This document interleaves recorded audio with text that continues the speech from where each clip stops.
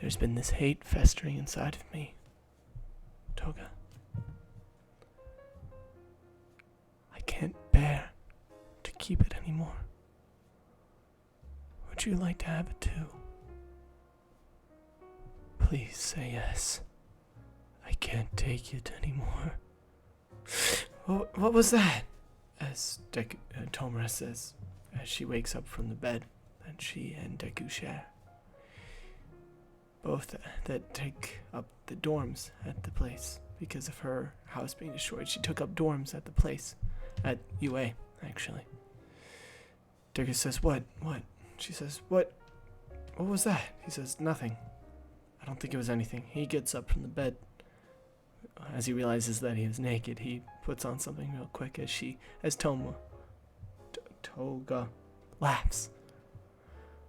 Don't worry. You don't need anything around me. He blushes a little bit as he walks over to the balcony that they have that looks over all of UA. He looks with pride as everyone here he doesn't see as an enemy anymore. He's in an environment that he loves. For the first time, he feels like he's at home. That was soon to crumble. Because Aizawa comes up with some bad news as he interrupts them in the middle of, Toga needed some clothes first of all, and Deku definitely needed some clothes. So Aizawa blushes coming out from the room, and then waits for Deku to come out. He's like, "What the fuck, dude?" Aizawa's like, "I'm sorry, dude. It's something very urgent." He's like, "Oh, okay. What is it?" You've gotten a shit ton of requests from different people all around the world, especially Nightwing. He's like, Nightwing? Who the fuck is that? Right? And Deku actually takes some interest into Nightwing. Nightwing was the predecessor to All Might, of course. And, who's not up for that, right? So, of course, he goes and visits Nightwing. Nightwing starts to test him with his little mind games and shit, and Deku isn't even having it. He doesn't care for this. If he needs any help, he'll go for somewhere else, right? So he goes on a little walk. After being almost unaccepted by Nightwing. After all, Nightwing sees something deeper and down inside of him. Something a little bit more heinous that he doesn't want to tackle right now. Something that he knows that he can't control. That would be Toga. Deku goes on a little walk around the cities. Almost 5 times a day. It was almost like he was stress walking. And during this time, some information sort of got out there from the sports festival. A reporter had shown on the news a girl walking around setting up bombs, or what it would look like as she was tackling people and defusing them. They couldn't tell whether or not, but Toga came under a lot of suspicion from this, and had to live on the UA campuses after all. However, that wasn't to say everybody there was in despise of her either. Most of the teachers still saw her as a villain, and this wasn't going to help. They all knew it was fake, but they still saw her as a villain, after all.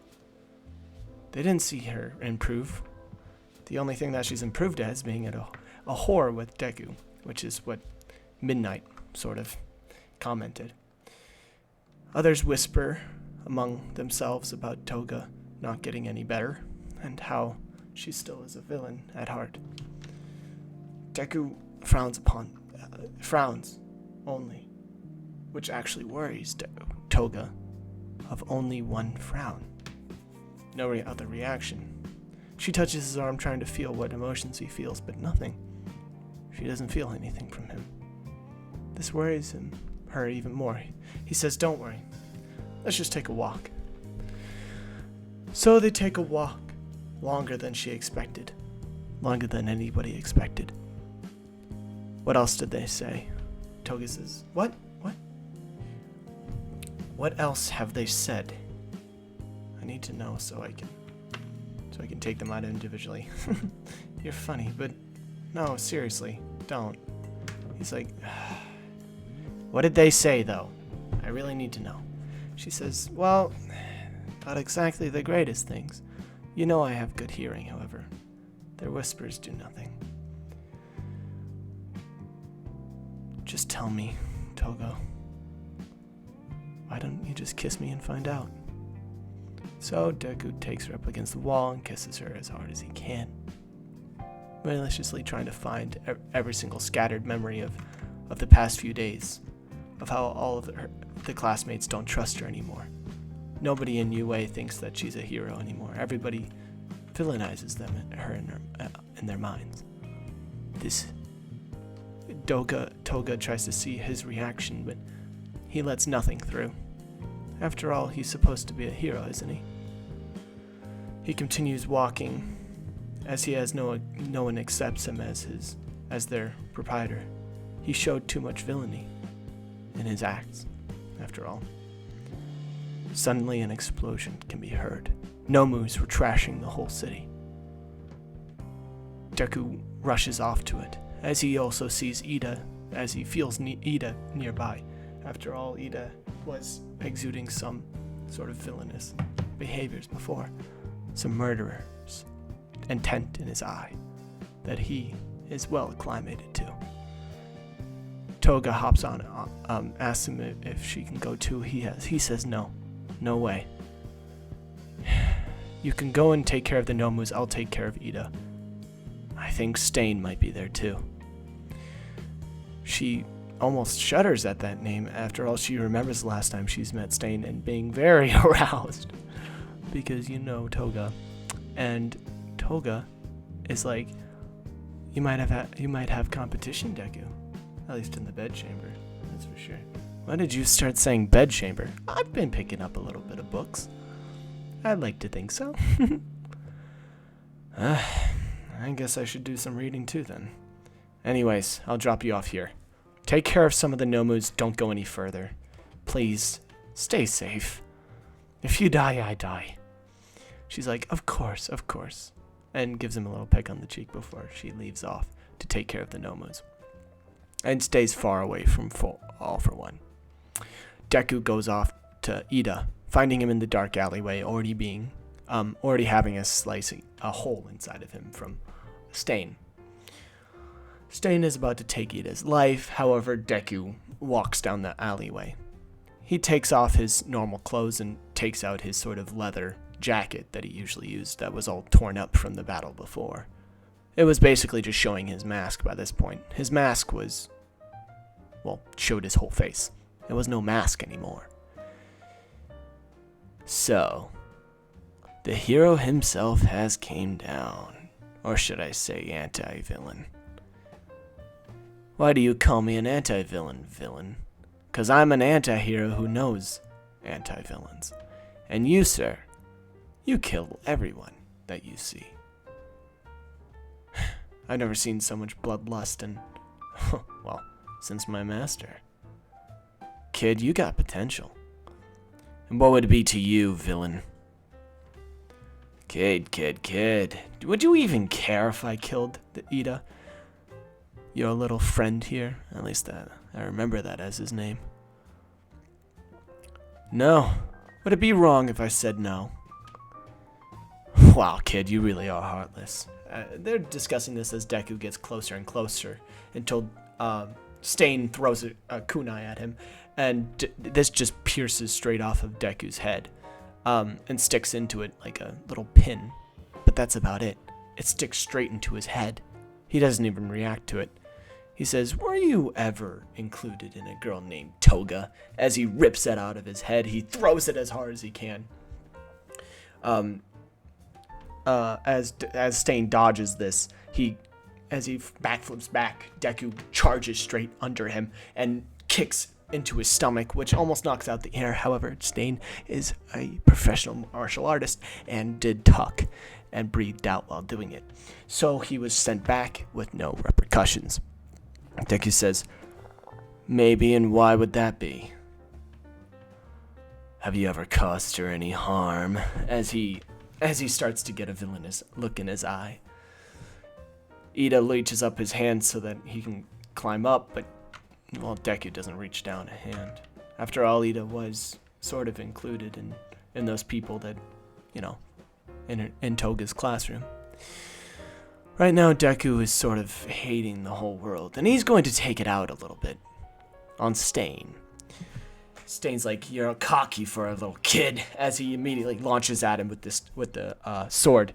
As Deku had many encounters with swords, he is not unfamiliar with this. He immediately dodges to the right of him, trying to knock the sword out of his hands. However, Stain is very acclimated to people trying to do this.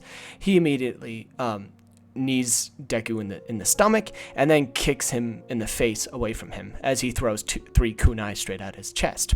However, Deku catches all 3 kunai and throws it back as he lunges a spinning kick flip at his face. Stain is instantly caught off guard by this as he dodges under all of this. He goes to the opposite wall, readying up his sword in hand again. However, Deku is more than ready for this as he jumps off of the opposite wall that he was charging at and amplifies his jump by 10-fold. He immediately jumps straight at him and pierces straight through Stain's sword. And that's like basically 100% of him trying right now. He punches straight into Stain's chest, which makes an impact noise and a huge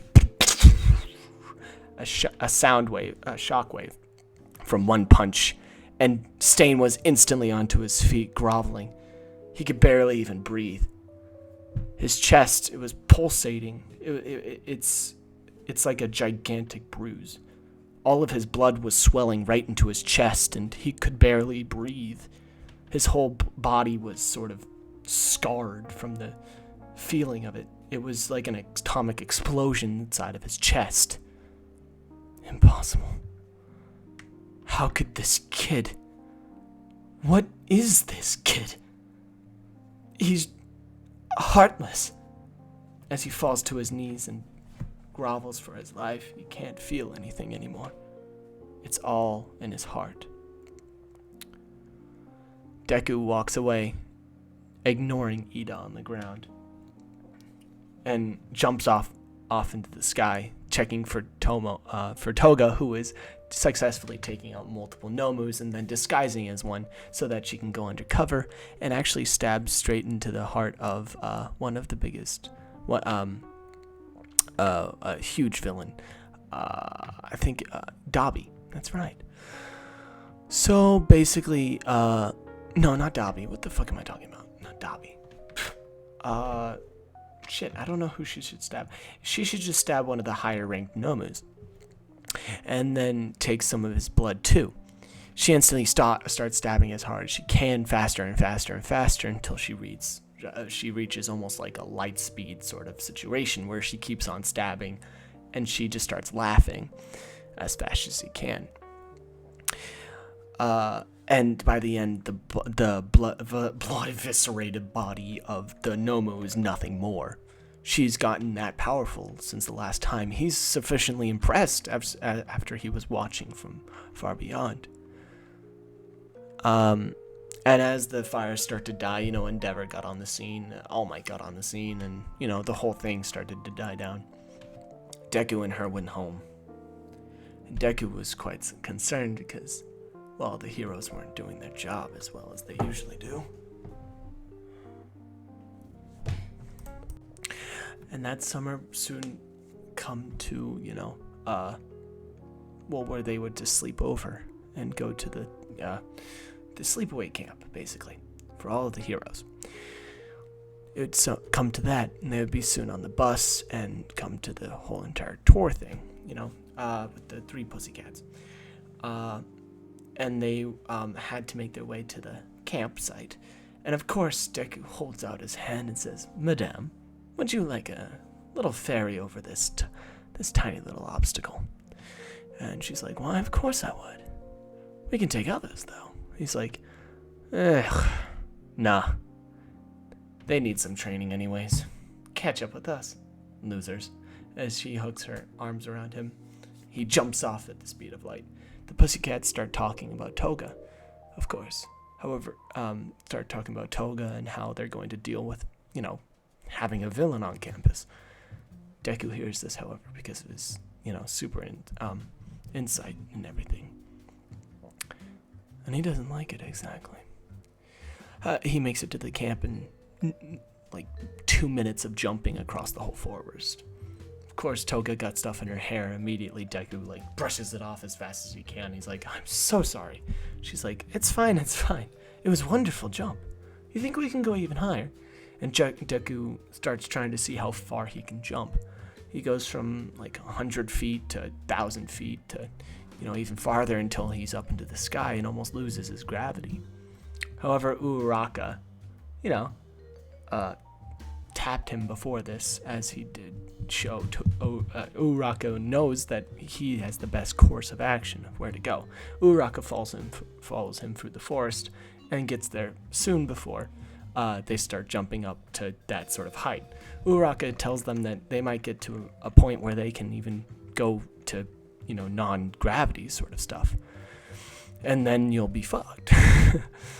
You'll need some way to come back down. I can reverse that. I can, give you weight. And they're like, yeah, do that then. She's like, okay. So she touches them, and then Deku jumps up into space, almost. And, you can see across the whole Earth. Deku and her see this whole Earth. And he says, you want it? She's like, what? He says, you want it. The Earth. I'll give you it all. Deku, you can't have the Earth. Why not? Where there's a will, there's a way, I say. Oh, I don't want the Earth. It's for everybody. He doesn't like that answer. As they fall back down to the sky, from the sky, he actually sprains his ankle because her answer kind of off-put him. So, he kind of hurt himself.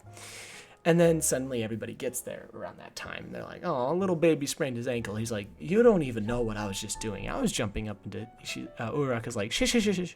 You don't need to flex anymore, all right? People already get it. You one-shot stain, so we're good. So then the little kid comes out, the nutshot kid. Instantly almost nutshots him. However, he catches that because normal instincts and shit. He doesn't actually catch it, but you know how you can tuck? He tucks. And basically, he punches nothing. He punches hard steel. And his fist, it's molded to shaft. What the fuck am I saying? Basically, he punches something that he can never punch in his life, and it injures his own hand. He crawls up into a ball. He's bawling right now because he just punched hard steel. And he's like, kid, try that again. Come on. I believe in you this time. And they're like, stop teasing him, Deku. You just take care of Toga, and we'll take care of him, all right? We all have our little monsters. Little monsters. Toga's like, Deku. He's like, excuse me? What did you just say? Oh, I'm so sorry. You have to excuse her. She's a little bit on the needs to bone side. So, she's really going after Uraraka so that she can get to you. He's like, I don't care. You insult her again, I'll kill all of you. And they can sense that there is no cap there, okay? There is nothing that holds him back. And this is a great example of it, that his voice reflects that.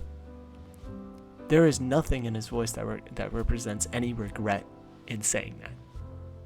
No lies, no nothing. It's said perfectly. And that terrifies them. And they're like, well, okay, let's just go, eat dinner or some shit.